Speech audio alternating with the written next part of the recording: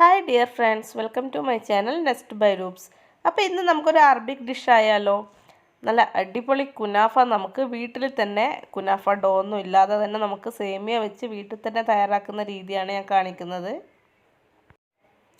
ഓവനൊന്നും ഇല്ലാതെ നമ്മുടെ ഫ്രൈയിങ് പാനിൽ വെച്ച് തന്നെ നമുക്ക് ചെയ്തെടുക്കാൻ പറ്റിയ നല്ലൊരു അടിപൊളി കുനാഫ, ഒരു അറബിക് ഡെസേർട്ടാണ്. അപ്പോൾ കണ്ടോ, നമുക്ക് നല്ല പെർഫെക്റ്റ് ആയിട്ട് തന്നെ കട്ട് ചെയ്തെടുക്കാനൊക്കെ പറ്റിയിട്ടുണ്ട്. അപ്പോൾ ഈ കുനാഫ എങ്ങനെയാണ് തയ്യാറാക്കുന്നതെന്ന് കണ്ടിട്ട് വരാം. അപ്പോൾ ഈ കുനാഫ ഉണ്ടാക്കുമ്പോൾ ഞാൻ ആദ്യം തന്നെ ഉണ്ടാക്കുന്നത് അതിൻ്റെ ക്രീമാണ്. അപ്പോൾ അതിന് ഞാൻ ഒരു പാനിലേക്ക് 2 ടേബിൾ സ്പൂൺ പഞ്ചസാര എടുത്തിട്ടുണ്ട്. ആവശ്യത്തിനുള്ള മധുരം കാണും, നിങ്ങൾക്ക് മധുരം കൂടുതൽ വേണമെങ്കിൽ ആഡ് ചെയ്യാം. അതിൻ്റെ കൂടെ ഞാൻ 3 ടേബിൾ സ്പൂണ് മിൽക്ക് പൗഡറാണ് എടുക്കുന്നത്.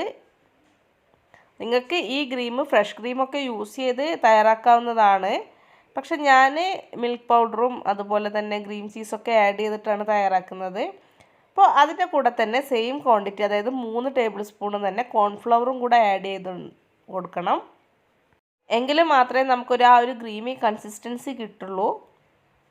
അപ്പോൾ ഇതിലേക്ക് ഞാൻ 1 കപ്പ് പാലാണ് ചേർത്തിട്ടുള്ളത്. അപ്പോൾ ഇത് ഞാൻ ഗ്യാസ് ഓൺ ചെയ്തിട്ടില്ല, അതിന് മുന്നേ എല്ലാം ചേർത്തൊന്ന് മിക്സ് ചെയ്തെടുക്കണം. കോൺഫ്ലവറൊക്കെ ആഡ് ചെയ്ത് കാരണം കട്ട പിടിക്കാൻ, പാൽപ്പൊടിയും കോൺഫ്ലവറൊക്കെ കട്ട പിടിക്കാൻ സാധ്യതയുള്ളതാണ്. അതുകൊണ്ട് എല്ലാം ആദ്യം നല്ല രീതിയിൽ മിക്സ് ചെയ്ത് കട്ടകളൊന്നും ഇല്ലാതെ ഇതുപോലെ ഇളക്കി എടുത്തതിന് ശേഷം നമുക്ക് ഗ്യാസ് ഓൺ ചെയ്യാം. അപ്പോൾ കോൺഫ്ലവർ ഇട്ട കാരണം നമ്മൾ ഇടയ്ക്കിടയ്ക്ക് ഇളക്കി കൊടുത്തുകൊണ്ടിരിക്കണം, കാരണം പെട്ടെന്ന് ഇത് അടി പിടിക്കും, കട്ട കെട്ടും. അപ്പോൾ ഇളക്കിക്കൊണ്ട് നമുക്കിതൊന്നൊരു ക്രീമി ടെക്സ്ചറിലേക്ക് മാറ്റിയെടുക്കാം. കണ്ടോ, ഇപ്പോൾ പാല് നല്ല രീതിയിൽ തിക്കായി വരുന്നുണ്ട്. ഇനി ഇത് കൈ വെക്കാതെ ഇളക്കി കൊടുക്കണം. അപ്പോൾ ആവശ്യത്തിന് നല്ല രീതിയിൽ തിക്കായി വന്നിട്ടുണ്ട്. അപ്പോൾ ഇത് തണുക്കുമ്പോൾ ഒന്നുകൂടെ തിക്കാവും. അപ്പോൾ അതിന് ശേഷം നമ്മൾ മിക്സിയിലിട്ട് അടിച്ച് ലൂസാക്കി എടുക്കും. അപ്പോൾ ഞാൻ ഈ ഒരു പാകത്തിന് ഞാൻ ഫ്ലെയിം ഓഫ് ചെയ്യാണ്. ഇനി ഇത് തണുക്കട്ടെ, എന്നിട്ട് നമുക്ക് അടിച്ചെടുക്കാം. ക്രീം അവിടെ തണുക്കട്ടെ, ആ സമയം കൊണ്ട് ഞാൻ കുറച്ച് സേമിയ പൊടിച്ചെടുക്കുന്നുണ്ട്. അപ്പോൾ മിക്സിയിലിട്ടൊന്നുമല്ല, കൈ ഉപയോഗിച്ച് തന്നെയാണ് പൊടിച്ചെടുക്കുന്നത്. നമ്മുടെ ഈ കുനാഫയൊക്കെ തയ്യാറാക്കുമ്പം നൈസായിട്ടുള്ള സേമിയ എടുക്കാൻ ശ്രദ്ധിക്കുക.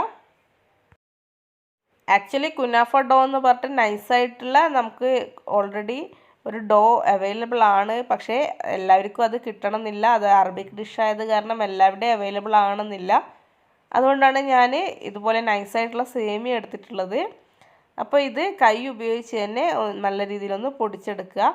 പൊടി പൗഡർ പോലെ ആകേണ്ട ആവശ്യമില്ല, 1 സെൻറ്റിമീറ്ററൊക്കെ ആ ഒരു അളവിൽ നിങ്ങൾക്ക് കാണുമ്പോൾ മനസ്സിലാകുന്നുണ്ടാവും. ഞാനിപ്പോൾ കൈ വെച്ച് തന്നെയാണ് പൊടിച്ചത്, അളന്ന് പൊടിച്ചൊന്നുമല്ല. ഇതിലേക്ക് ഞാൻ 3 ടേബിൾ സ്പൂണ് ബട്ടർ കൂടെ ചേർക്കുകയാണ്. അപ്പോൾ ഫ്രിഡ്ജിൽ നിന്ന് ഡയറക്റ്റ് എടുക്കുകയാണെങ്കിൽ നിങ്ങളതൊന്ന് മെൽറ്റ് ചെയ്ത് ചേർക്കുക. അപ്പോൾ ഇത് റൂം ടെമ്പറേച്ചറിൽ ആയതാണ്, അതുകൊണ്ടാണ് ഞാൻ ഇങ്ങനെ ചേർത്തത്. നല്ല രീതിയിൽ അതൊന്ന് മിക്സ് ചെയ്ത് കൊടുക്കുക.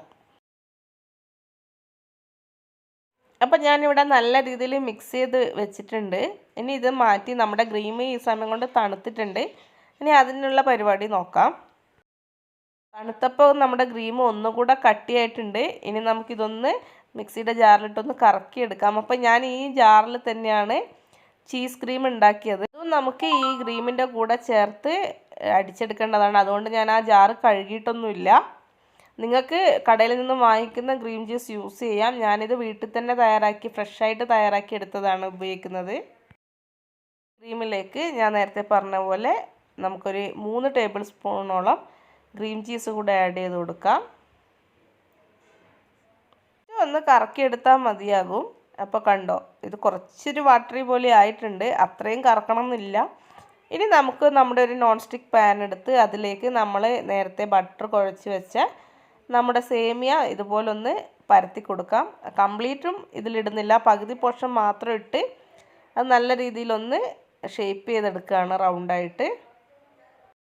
നമുക്ക് ഓവനിൽ വെച്ചും കുക്ക് ചെയ്തെടുക്കാവുന്നതാണ്. ഞാനിത് സിമ്പിളായിട്ട് ചെയ്യുന്ന രീതിയാണ് കാണിക്കുന്നത്. എല്ലാവരുടെ വീട്ടിലും ഓവൻ ഉണ്ടാകണമെന്നില്ല. നല്ല രീതിയിൽ അതിൻ്റെ അരുവശമൊക്കെ ഒന്ന് ഷേപ്പ് ചെയ്ത് കൊടുക്കുക. ഒട്ടും ഗ്യാപ്പില്ലാത്ത രീതിയിൽ തന്നെ ഫില്ല് ചെയ്തിട്ടുണ്ട്. ഇനി നമുക്കിതിലേക്ക് നമ്മൾ നേരത്തെ മിക്സിയിൽ അടിച്ച് വെച്ചിട്ടുള്ള ആ ക്രീം കൂടെ ചേർത്ത് കൊടുക്കാം.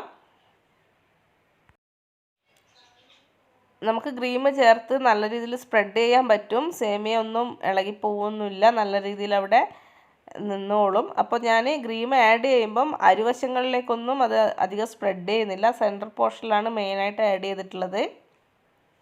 ഇനി ഇതിൻ്റെ മുകളിൽ നമ്മൾ ബാക്കി നേരത്തെ എടുത്ത് വെച്ച പാതി സേമിയ ഉണ്ടല്ലോ, അത് ഇതിൻ്റെ മുകളിൽ നിരത്തി ഈ ക്രീമിനെല്ലാം ഒന്ന് കവർ ചെയ്തെടുക്കുകയാണ്.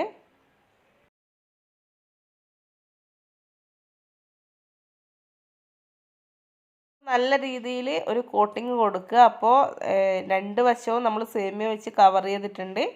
ഇനി നമുക്ക് തീ ഓൺ ചെയ്ത് കൊടുക്കാം. അപ്പോൾ സിമ്മിൽ വെക്കാൻ ശ്രദ്ധിക്കുക. ഒരു 5 മിനിറ്റ് ഇതുപോലെ കുക്ക് ചെയ്തെടുത്താൽ മതിയാകും.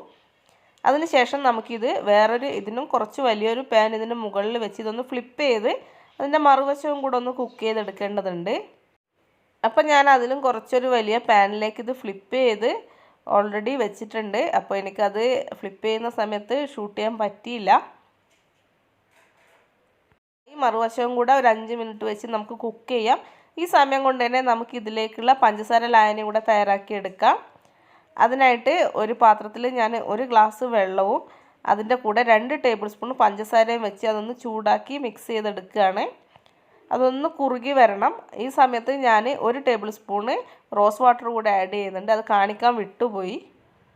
2 വശവും കുക്കായതിന് ശേഷം ഞാനതൊരു പ്ലേറ്റിലേക്ക് മാറ്റിയിട്ടുണ്ട്. ഷേപ്പൊന്നും വിട്ടുപോയിട്ടൊന്നുമില്ല, നല്ല രീതിയിൽ കിട്ടിയിട്ടുണ്ട്. ഇനി അതിനെ ഡെക്കറേറ്റ് ചെയ്യാൻ കുറച്ച് പിസ്ത കൂടെ ഞാൻ പൊടിച്ചെടുത്ത് ഡെക്കറേറ്റ് ചെയ്യുകയാണ്.